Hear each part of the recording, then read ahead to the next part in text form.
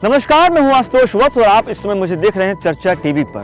सबसे पहले तो आप हमारे YouTube चैनल को सब्सक्राइब कर लीजिए ताकि 2024 से जुड़ी सभी खबरें आप तक सीधे पहुंचती रहे। बीजेपी की राष्ट्रीय कार्यकारिणी बैठक में मोदी ने कार्यकर्ताओं को मुस्लिमों के खिलाफ नहीं बोलने की दी नसीहत। भारत में मुसलमानों को डरने की जरूरत नहीं, मोहन भागवत। वैसे तो भारत में हर वर्ष कई सारे पर्व मनाए जाते हैं, होली, दिवाली, ईद, बकरीद, लेकिन इसके बावजूद भी भारत में एक पर्व ऐसा होता है जो हर 5 साल में बड़े धूमधाम से मनाया जाता है और वो पर्व है चुनाव का पर्व, जो कि हर 5 साल में एक बार आता है और वो भी लोकसभा का चुनाव हो तो क्या ही पूछना है। दिल्ली में बीजेपी ने अपनी 2 दिनों की राष्ट्रीय कार्यकारिणी बैठक को संपन्न करने के बाद देश में बिगुल बजा दिया है लोकसभा चुनाव 2024 का। मोदी ने मुसलमानों को जोड़ने की बात कही है। मोदी ने ईसाई समुदाय के लोगों को भी साथ लाने की बात कही है। संघ प्रमुख मोहन भागवत भी बीते दिनों मुस्लिमों को साथ लाने की बात कह रहे थे। मोहन भागवत ने कहा था कि मुसलमानों को अब डरने की जरूरत नहीं है। आखिर मोदी और मोहन भागवत मुसलमानों को साथ क्यों लाना चाहते हैं? क्या वजह है? क्या इसकी सिर्फ चुनाव में ही एक वजह है कि चुनाव को जीतना है, या इसकी कोई और भी बड़ी वजह है? आप ये आज मेरी रिपोर्ट देखिए। आज हम आपको बताएंगे कि आखिर मुसलमानों की जरूरत इन्हें क्यों पड़ गई। राजधानी दिल्ली में बीते मंगलवार को बीजेपी की राष्ट्रीय कार्यकारिणी की 2 दिवसीय बैठक खत्म हो गई। बैठक के अंतिम दिन पीएम मोदी ने कार्यकारिणी को संबोधित किया। पीएम मोदी ने अपने संबोधन से साल 2024 के लोकसभा चुनाव का एजेंडा भी लगभग साफ कर दिया। पीएम मोदी ने लगभग 400 दिन पहले ही लोकसभा चुनाव को देखते हुए पार्टी कार्यकर्ताओं और नेताओं को एक्टिव होने को कहा। कार्यकारिणी की बैठक में पार्टी के राष्ट्रीय अध्यक्ष जेपी नड्डा के कार्यकाल को विस्तार दे दिया। इससे साफ हो गया है कि बीजेपी नड्डा के नेतृत्व में ही लोकसभा चुनाव में उतरेगी। पीएम मोदी के संबोधन में इस साल 9 राज्यों के विधानसभा चुनाव के साथ ही लोकसभा चुनाव के लिए भी संदेश था। मुसलमानों को लेकर पीएम मोदी की नसीहत। पीएम मोदी ने लोकसभा चुनाव से पहले मुस्लिम समुदायों को लेकर के अपने नेताओं को बड़ी नसीहत दी है। पीएम मोदी ने कहा कि मुसलमानों के खिलाफ बयानबाजी न करें। उन्होंने कहा कि हमें बेवजह के बयानों से बचना है। प्रधानमंत्री ने कहा कि हम लोग सारा दिन काम करते हैं, वहीं कुछ लोग हैं जो किसी फिल्म को लेकर बयान दे देते हैं। पीएम मोदी ने कार्यकर्ताओं से पसमानदा मुसलमानों, बोहरा मुस्लिमों तक पहुंच बनाने को कहा। पीएम मोदी ने ईसाई वोट बैंक को लेकर भी संदेश दिया है।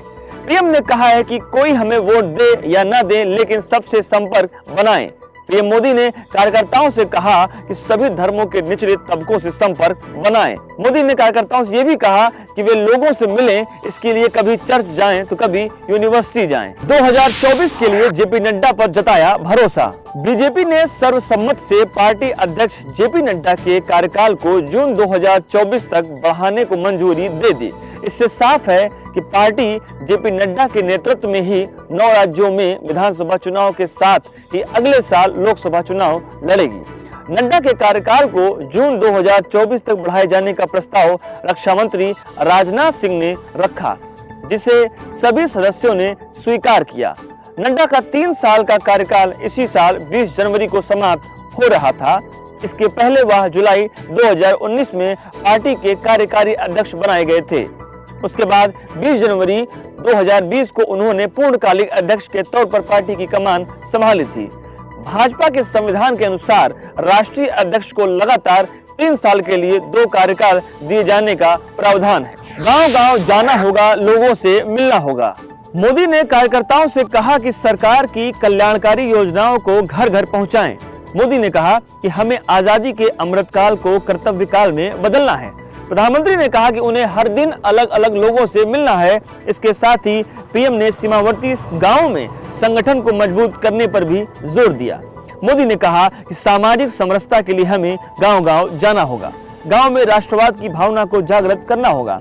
प्रधानमंत्री ने कहा कि बीजेपी अब सिर्फ राजनीतिक आंदोलन भर नहीं है। उन्होंने कहा कि पार्टी अब एक सामाजिक संगठन भी है। पीएम ने कहा कि भारत का सबसे अच्छा युग आ रहा है। ऐसे में हमें इसके विकास के लिए खुद को समर्पित करना चाहिए। उन्होंने कहा कि हमारे पास सर्वोत्तम काल के साक्षी बनने का मौका है। राजस्थान छत्तीसगढ़ के कार्यकर्ताओं को संदेश। पीएम मोदी ने राजस्थान छत्तीसगढ़ के कार्यकर्ताओं को अलग से संदेश दिया। उन्होंने कहा कि पिछली बार अति आत्मविश्वास की वजह से चुनाव हार गए थे। प्रधानमंत्री ने कहा कि हमें अपने दिमाग से यह बात निकाल देनी होगी कि पीएम मोदी प्रचार के लिए आएंगे और हम चुनाव जीत जाएंगे। प्रधानमंत्री ने कहा हम सभी को अति आत्मविश्वास से बचना होगा। प्रधानमंत्री ने कहा कि सभी को मेहनत करने की जरूरत है। साफ है कि इस साल देश में राजस्थान, छत्तीसगढ़, मध्य प्रदेश, कर्नाटक समेत 9 राज्यों में विधानसभा चुनाव होने हैं। इसके अलावा 2024 में लोकसभा चुनाव भी होना है। 2019 का रिकॉर्ड तोड़ने की तैयारी। बीजेपी अभी से 2024 में 2019 का रिकॉर्ड तोड़ने की तैयारी में जुट गई है। पार्टी की नजर बिहार, पश्चिम बंगाल, ओडिशा, महाराष्ट्र और तेलंगाना की 160 सीटों पर फोकस कर रही है। पिछले लोकसभा चुनाव में पार्टी इन सीटों को करीबी अंतर से गंवा दी थी, इसलिए पार्टी इस बार इन सीटों को जीतने में पूरी ताकत झोंकती नजर आ रही है। इस बार बीजेपी बिहार और महाराष्ट्र में अपने दम पर लोकसभा चुनाव में उतरेगी। इन दोनों राज्यों में पार्टी ने अपने सहयोगी जनता दल यूनाइटेड और शिवसेना के साथ गठबंधन खत्म कर लिया है। संघ प्रमुख मोहन भागवत ने मुसलमानों के लिए क्या कहा था, आप ये भी जान लीजिए। फिर हम आपको बताएंगे कि आखिर मोदी और मोहन भागवत मुसलमानों का साथ क्यों चाहते हैं। बीते दिनों आरएसएस प्रमुख मोहन भागवत ने कहा कि भारत में मुसलमानों को डरने की जरूरत नहीं है, लेकिन उन्हें खुद को सर्वश्रेष्ठ बताने की गलत बयानबाजी से परहेज करना होगा। आरएसएस के मुखपत्र, ऑर्गेनाइजर और पांचजन को दिए एक साक्षात्कार में भागवत ने कहा, सीधी सी बात है, हिंदुस्तान हिंदुस्तान ही रहना चाहिए। आज भारत में रह रहे मुसलमानों को कोई नुकसान नहीं, इस्लाम को कोई खतरा नहीं है। अब आप ये भी जान लीजिए कि मोदी और मोहन भागवत के मुसलमान प्रेम की पीछे की कहानी क्या है। G20 बैठक है बड़ी वजह। दरअसल प्रधानमंत्री नरेंद्र मोदी ने यह टिप्पणी क्यों की, इसे उनके मंगलवार को दिए संबोधन में ही देखा जा सकता है। प्रधानमंत्री ने कहा कि भारत का बेहतर समय सामने आ रहा है। देश पूरी दुनिया में एक बेहतर स्थान पाने की ओर बढ़ रहा है। इसी साल देश G20 की मेजबानी भी करने जा रहा है, जिस समय पूरी दुनिया का ध्यान भारत पर होगा। ऐसे में प्रधानमंत्री मोदी कभी नहीं चाहेंगे कि उनकी पार्टी की ओर से कोई ऐसा बयान दिया जाए जिससे अंतर्राष्ट्रीय स्तर पर देश की छवि खराब हो। क्योंकि पिछले साल पैगंबर मोहम्मद साहब पर कुछ भाजपा नेताओं के द्वारा दी गई अभद्र टिप्पणी के कारण भारत को अंतर्राष्ट्रीय स्तर पर असहज स्थिति का सामना करना पड़ा था। कुछ मुस्लिम देशों ने भारत से अपनी नाराजगी भी जाहिर की थी और कुछ ने भारत से होने वाले आयात पर पुनर्विचार करने तक की बात कह दी थी। ऐसे में जब प्रधानमंत्री नरेंद्र मोदी की अगुवाई में भारत की छवि अंतर्राष्ट्रीय स्तर पर मजबूत हो रही है, तो वो नहीं चाहेंगे कि उनकी ही पार्टी के नेताओं के बयानों के कारण भारत की छवि खराब हो। यही कारण है कि प्रधानमंत्री नरेंद्र मोदी को मुसलमानों को लेकर विशेष टिप्पणी करनी पड़ी। आपको हमारा ये वीडियो कैसा लगा, आप हमें कमेंट बॉक्स में जाकर के प्लीज कमेंट करें, अपनी प्रतिक्रिया दें। और हाँ, वीडियो को देखने के बाद अगर पसंद आ रहा है तो इसे शेयर करें। शुक्रिया।